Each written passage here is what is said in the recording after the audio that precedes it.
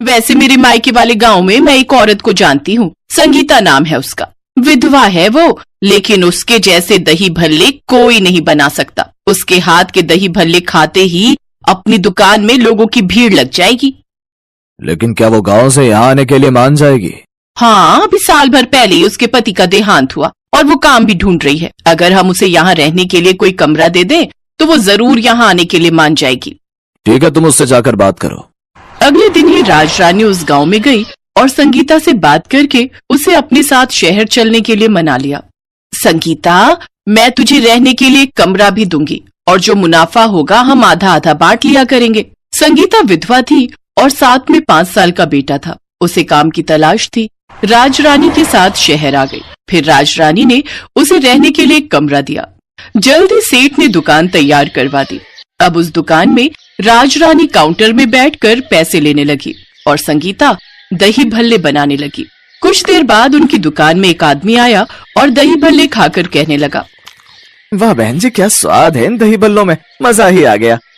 हाँ, हमारी दुकान है ही ऐसी, जो एक बार खाएगा वो जरूर यहाँ आएगा।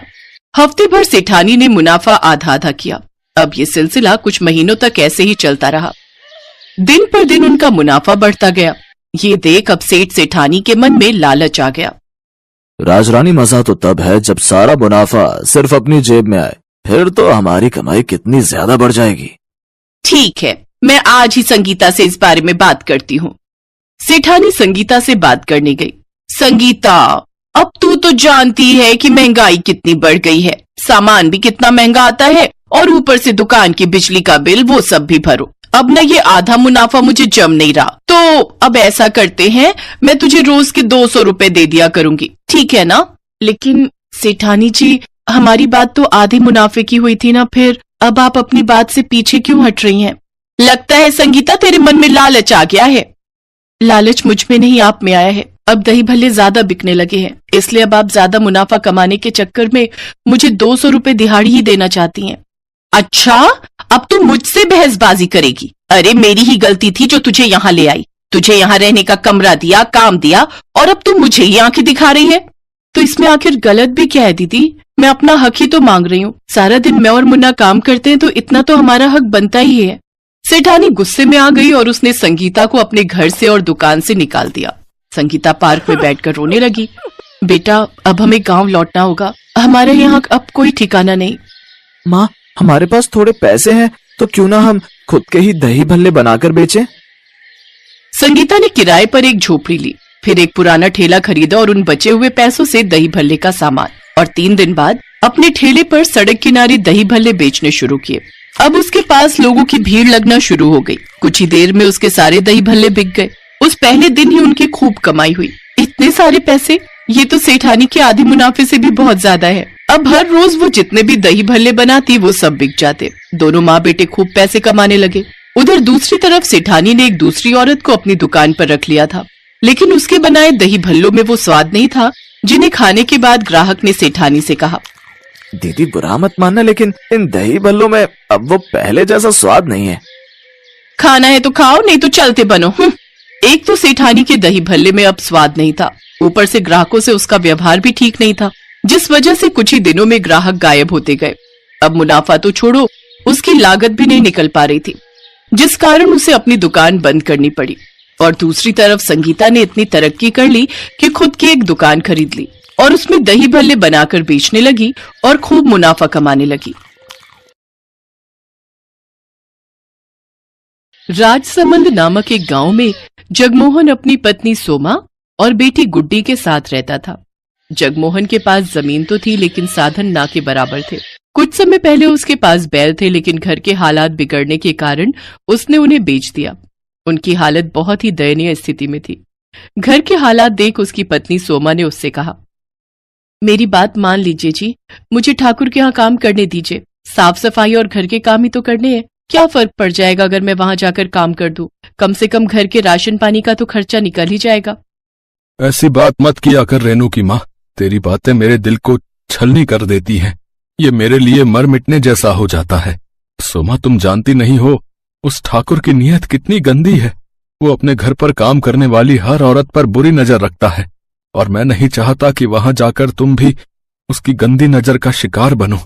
ना ना, मुझसे तो नहीं देखा जाएगा, और मैं तो गांव में किसी को अपना मुंह भी नहीं दिखा पाऊंगा। नहीं नहीं, तू वहां काम करने नहीं जाएगी बस। जगमोहन दिन भर इसी चिंता में रहता था कि वो अपनी पत्नी और बच्ची को ढंग का खाना और कपड़े तक भी नहीं दे पा रहा था। वो फटे पुराने कपड़े पहनकर ही गुजारा चला रहे थे। जगमोहन जब भी गांव में किसी से मदद मांगने जाता कि हल और बैल दे दो या ट्रैक्टर उसके खेतों में चला दो, तो सभी उसे मना कर देते। एक दिन अपने खेतों को फावड़े से खोदते खोदते वो अधमरा सा हो गया। उसकी सूखी जमीन पर फावड़ा भी नहीं चल रहा था, लेकिन वो लगातार फावड़ा चलाए जा रहा था। उसकी आंखों के सामने बार बार अपने परिवार का चेहरा आ रहा था। उधर गांव का ठाकुर गीदड़ की तरह नजरें गड़ाए बैठा था कि कब जगमोहन मदद के लिए उसके पास आए और वो उसकी जमीन हथिया ले। वो जब भी जगमोहन से मिलता था तो उसे एक ही बात कहता था, जगमोहन, रे तुझे कितनी बार कहा है अपनी जमीन मुझे दे दे, मैं तुझे उसके अच्छे दाम दे दूंगा। नहीं साहब, पैसे तो एक दिन खत्म हो जाएंगे, लेकिन जमीन ये मेरे पूर्वजों की निशानी है, भला इन्हें मैं कैसे बेच सकता हूँ। ये कहकर जगमोहन चला जाता है। ऐसे ही कुछ दिन बीत जाते हैं। एक रोज सोमा उससे कहती है, सुनिए जी, घर में आटा नहीं बचा है और ना अचार सब्जी कुछ भी खाने को नहीं है। अब हम क्या खाएंगे जी? सोमा, तू रेनू के लिए कुछ देख, है तो हम तो भूखे भी सो जाएंगे। लेकिन आपने भी तो सुबह से कुछ नहीं खाया जी, आपको भी तो भूख लगी होगी ना। भूख तो लगी है सोमा, लेकिन मेरी जेब में पैसे नहीं है कि मैं बाजार जाकर आटा खरीद सकूं, और खेत पूरी तरह बंजर है, उसमें घास तक का एक अंश नहीं होता है। अपने पति की लाचारी देख सोमा को उस पर दया आती है। फिर उसका ध्यान अपने पति की बात पर जाता है और वो आंगन में लगी घास को देखती है। फिर उसे तोड़कर लाती है और उसे पतीले में उबाल लेती है। फिर उसकी गोल सी रोटी बनाकर तैयार कर लेती है। ये ले रेनू, मेरी बच्ची, अपनी माँ को माफ करना। घास की रोटी बनाने के अलावा मेरे पास और कोई चारा नहीं था। तो क्या हुआ माँ? मास्टर जी कहते हैं हमारे महाराणा प्रताप भी जब जंगल में रहे थे तो उन्होंने भी यही हरे घास की रोटियां खाई थी, तो फिर हम क्यों नहीं खा सकते? बिल्कुल सच कहा मेरी बच्ची। फिर जैसे ही रेनू और जगमोहन उसे अपने मुंह में डालते हैं तो उसे खाकर कहते हैं, वाह माँ, ये तो बड़ा ही स्वादिष्ट है। हाँ सुमा, ये तो लाजवाब है। की आंखों से आंसू बहने लगते हैं। मैं जानती हूँ ये इतनी अच्छी नहीं है, आप दोनों बस मेरा मन रखने के लिए कह रहे हैं। फिर उन तीनों की आंखों से आंसू बहने लगते हैं। तभी दरवाजे पर कोई आदमी आता है। जी, ये जगमोहन जी का घर है। जी हाँ। तभी जगमोहन आता है। क्या बात है भाई साहब? दरअसल मैं लॉटरी विभाग से आया हूँ। कुछ महीने पहले जो आपने लॉटरी खरीदी थी उसका आज रिजल्ट आया है और आपने इस लॉटरी को जीत लिया है, जिसका इनाम पूरे 25 लाख रुपए है। 25 लाख रुपए? और साथ में ये, हाँ जी, और साथ में ये आज का खाना हमारी कंपनी की तरफ से आपके लिए। ये सुनकर जगमोहन, सोमा और रेनू सब बहुत ही खुश होते हैं। अब उनके दिन बदल जाते हैं।